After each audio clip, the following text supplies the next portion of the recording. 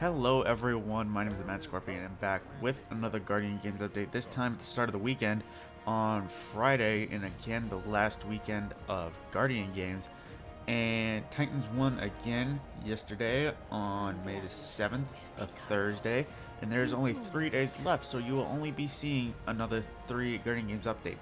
Depending on what becomes of Destiny, I will have various other updates, maybe this week at Bungie reviews, maybe little Xur reviews or Xur inventory checks, which is what I'll also be doing in a moment.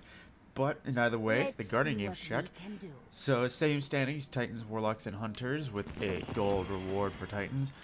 And I am almost finished on the Laurels quest, so that'll be done soon. And I think I still have the Bounties medal on me, so that would explain why it's not showing. But it is Destinations and Gambit today. In addition, to check the daily Eververse discount, I think it was a ship yesterday, an old Osiris ship, if I remember correctly.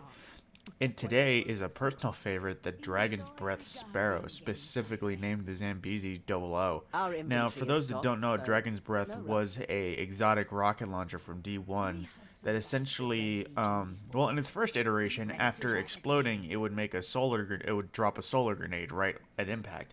After a Taken King update and it got reworked, it basically, literally, just dropped a pool of fire, and it was a little more skillful because you had to hold the right trigger, let go a certain time.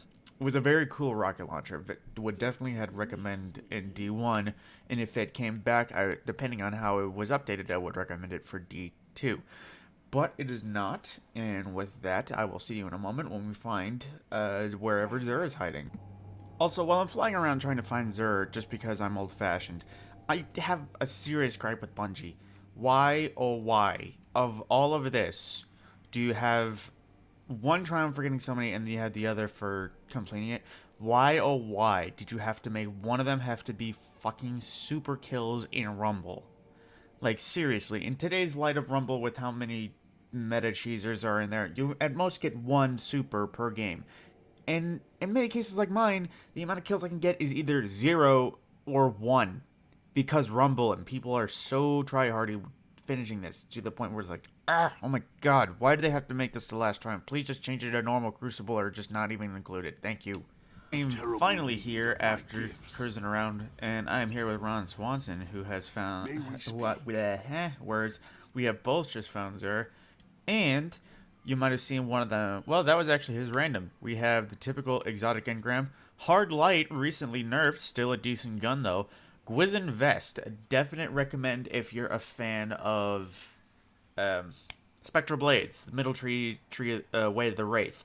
It is super handy. It is basically Raiden Flux for Spectral Blades, whereas if you do a heavy attack after... Well, if you kill something with a heavy attack or use the right trigger attack after stabbing a bunch of little things, you'll go invisible and not only gain super energy, but it'll also extend the amount of time. So it's super handy.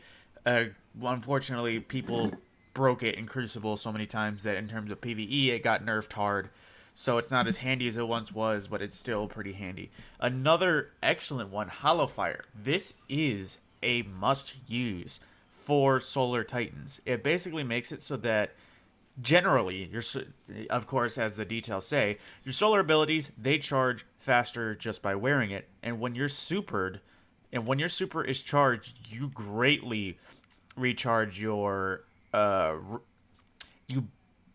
words. I am failing them so much. You greatly improve your recharge speed. And I'm not even saying, like, air quotes greatly. It is actually noticeable. Like, you'll get your melee and grenade 15 seconds plus quicker if you have benefits, like high-tiered strength or discipline. Now, another good one, Apotheosis Veil. This one is... I would say this is kind of like a Trials one.